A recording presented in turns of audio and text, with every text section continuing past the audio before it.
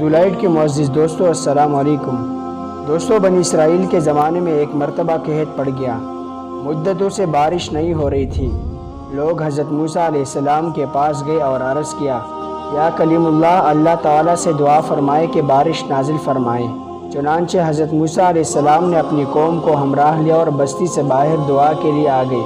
یہ لوگ 70,000 یا اس سے کچھ زائد تھے۔ حضرت موسیٰ علیہ السلام نے بڑی عاجزی سے دعا کرنا شروع کی اور فرمایا، میرے پروردگار، ہمیں بارش سے نواز، ہمارے اوپر اپنی رحمتوں کی نوازش کر۔ چھوٹے چھوٹے معصوم بچے، بے زبان جانور، بوڑھے اور بیمار سبھی تیرے رحمت کے امیدوار ہیں۔ تو ان پر ترس کھاتے ہوئے ہمیں اپنے دامن رحمت میں جگہ دے۔ دعائیں ہوتی رہیں مگر بادلوں کا دور دور تک نشان تک نہیں تھا۔ سورج کی گرمی اور بھی تیز ہو گئی۔ حضرت موسیٰ علیہ السلام کو بڑا تعجب ہوا۔ اللہ تعالیٰ سے دعا کے قبول نہ ہونے کی وجہ پوچھی تو وہی نازل ہوئی۔ تو اللہ تعالیٰ نے فرمایا، تمہارے درمیان ایک ایسا شخص ہے جو گزشتہ 40 سالوں سے مسلسل میری نافرمانی کر رہا ہے اور گناہوں پر مصر ہے۔ اے موسیٰ، آپ لوگوں میں اعلان کر دیں کہ وہ نکل جائیں، کیونکہ اس آدمی کی وجہ سے بارش رکی ہوئی ہے اور جب تک وہ باہر نہیں نکلتا بارش نہیں ہوگی۔ حضرت موسیٰ علیہ السلام نے عرض کیا، باری تعالیٰ، میں کمزور سا تیرا بندہ، میری آواز بھی ضعیف ہے، یہ لوگ 70,000 یا اس سے بھی زیادہ ہیں، میں ان تک کیسے آواز پہنچاؤں گا؟ جواب ملا، تیرا کام آواز دینا ہے، پہنچانا ہمارا کام ہے۔ حضرت موسیٰ علیہ السلام نے اپنی قوم کو آواز دیا اور کہا، اے رب کے گناہگار اور نافرمان بندے، جو گزشتہ 40 سال سے اپنے رب کو ناراض کر رہا ہے اور اس کو دعوت مبارزت دے رہا ہے، لوگوں میں سے باہر آ جا، تیرے ہی کالے کرتوتوں کی پاداش میں ہم باران رحمت سے محروم ہیں۔ اس گناہگار بندے نے اپنے دائیں بائیں دیکھا تو کوئی بھی اپنی جگہ سے نہ ہلا۔ وہ سمجھ گیا کہ وہی مطلوب ہے۔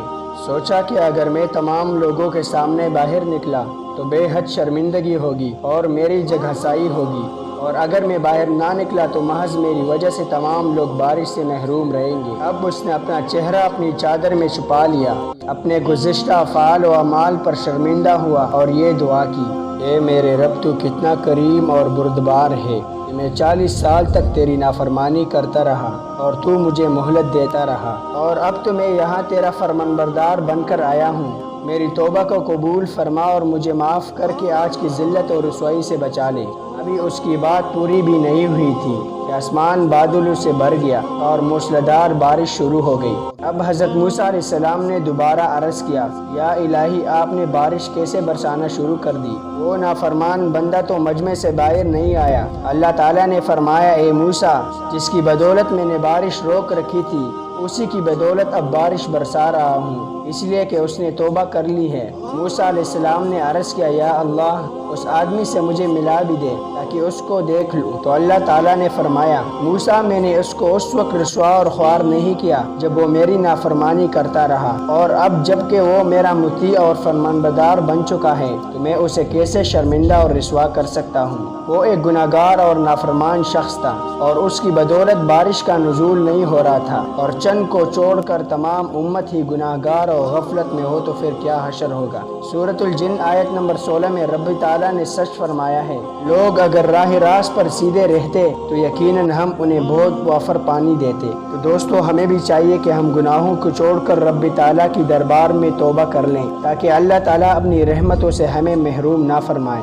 تو دوستو، یہ تھی ہماری آج کی ویڈیو۔ ملتے ہیں نیکسٹ ویڈیو میں، اجازت دیجیے گا، خدا حافظ۔